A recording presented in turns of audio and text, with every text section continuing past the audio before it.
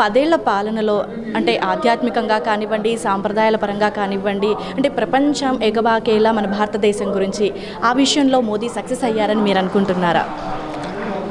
మోడీ గారు మొదటగా చేసినటువంటిది 91 తర్వాత క్రియేట్ అయినటువంటి పెద్ద మధ్యతరగతికి 2-3 రకాలుగా ప్రభుత్వం కాన్ఫిడెన్స్ ఇచ్చింది. మొదటిది ఏంటంటే అట్లీస్ట్ కేంద్ర ప్రభుత్వ స్థాయిలో పూర్తిగా వ్యవస్థీకృతమైనటువంటి పనులు జరిగాయి, ప్రాసెస్ బేస్డ్ వర్క్. రెండోది ఏంటంటే అబ్సల్యూట్ ట్రాన్స్పరెన్సీగా ఉండడం. మూడోది అన్నిటికంటే ముఖ్యం ఏంటంటే డిసైసివ్నెస్ అనేటటువంటిది. దీనివల్ల ఏమైందంటే ఆర్థికమైన నార్మల్గా కూడా కొంత ఆర్థిక అభివృద్ధి జరుగుతుంది ఎనర్షియా మీద, ఇంతకు ముందు ఉన్నటువంటి దీని మీద. కానీ ఇప్పుడు తీసుకొచ్చినటువంటి అభివృద్ధి ఏదైతే ఉందో ప్రజల జీవితం మీద, పర్టికులర్గా పేదవారి జీవితం మీద కానీ, కొంత సోకాల్డ్ లోయర్ మిడిల్ క్లాస్ జీవితం మీద కానీ ఒక ట్రాన్స్ఫర్మేటివ్ చేంజ్ అనేటటువంటిది ఉందన్నమాట. అది ఇంటికి నీళ్లు రావడం, టాయిలెట్స్, ఇళ్ళు కట్టించడం, కోవిడ్ లాంటి విషయంలో ప్రజలకు ఉచితంగా ఆహారం ఇవ్వడం అనేటటువంటిది.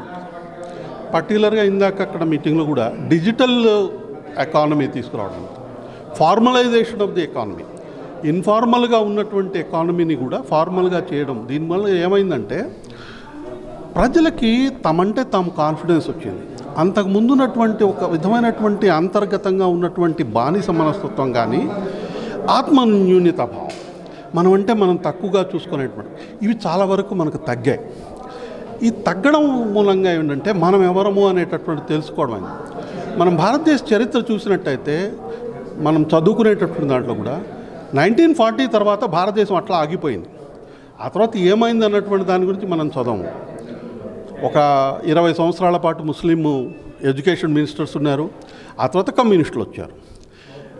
ఇప్పుడు ఏమైందంటే ఆ రోజుల్లో ఉన్నటువంటి జరిగినటువంటిది ఓన్లీ మనం చూసినటువంటి ఆక్రాంతల యొక్క చరిత్రేనా మంది, వేల సంవత్సరాలు ఉన్నటువంటి చరిత్ర ఏంటి, అప్పుడున్న మన యొక్క అచీవ్మెంట్స్ ఏంటి, మనం ఏం చేసాము, మన తప్పులేంటి, మన ఒప్పులేంటి అనేటటువంటిదివన్నీ వరుసగా చదవాలా అన్నటువంటి ఇంట్రెస్ట్ ప్రజల్లో వచ్చింది.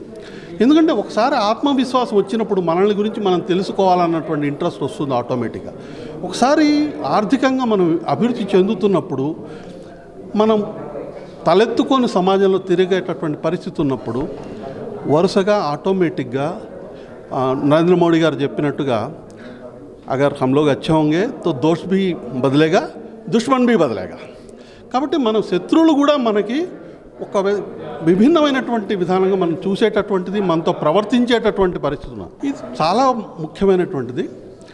ఇప్పుడు ఇంకా మనం వచ్చే 10-20 సంవత్సరాలు ఇప్పుడున్నటువంటి ఇన్ఫ్రాస్ట్రక్చర్ ఇన్వెస్ట్మెంట్ ఏదైతే జరుగుతుందో ఈ మొమెంటం అనేటటువంటిది చాలా చాలా ఇంపార్టెంట్ పాత్వే. ఇది చాలా ఇంకా వస్తుంది.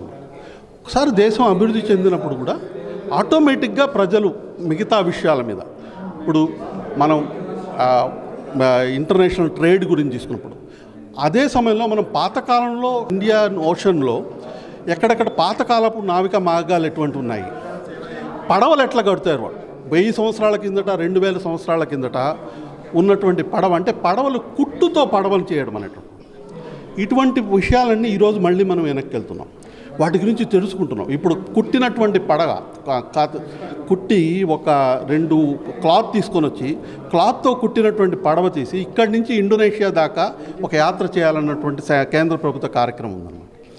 ఇటువంటి కార్యక్రమాలని వరుసగా వచ్చినప్పుడు మనం ఏంటి అని తెలుసుకోవడం, మన గురించి మనం గర్వపడడం, మనం ఇంకా ముందరికి వెళ్ళేటప్పటికి ఒక జాతిగా, ఒక దేశంగా మనం మొత్తం ట్రాన్స్ఫార్మ్ అయినటువంటి పరిస్థితి వస్తుంది. గత 10 సంవత్సరాల్లో ఆర్థిక పరంగా కానీ, పరిపాలన పరంగా కానీ, సెక్యూరిటీ పరంగా కానీ తీసుకున్నటువంటి నిర్ణయాలు ఈ మొత్తం సాంస్కృతిక పరం మీద ఆటోమేటిక్గా ఎఫెక్ట్ వస్తుంది. ఓకే సార్, మరోసారి మోదీ పాలనలో ఎలాంటి అభివృద్ధి జరగాలని మీరు కోరుకుంటున్నారు? ఇప్పుడున్నటువంటి ఇన్ఫ్రాస్ట్రక్చర్ ఇంకా ఎక్కువగా పెరగాల్సినది. ఆల్రెడీ మనం ఇందాక చెప్పినట్టుగా డిజిటల్ ఎకానమీ వైపు, ప్రాసెస్ బేస్డ్ వీటి మీద ఒకసారి ఆల్రెడీ మనం స్టార్ట్ చేసాము.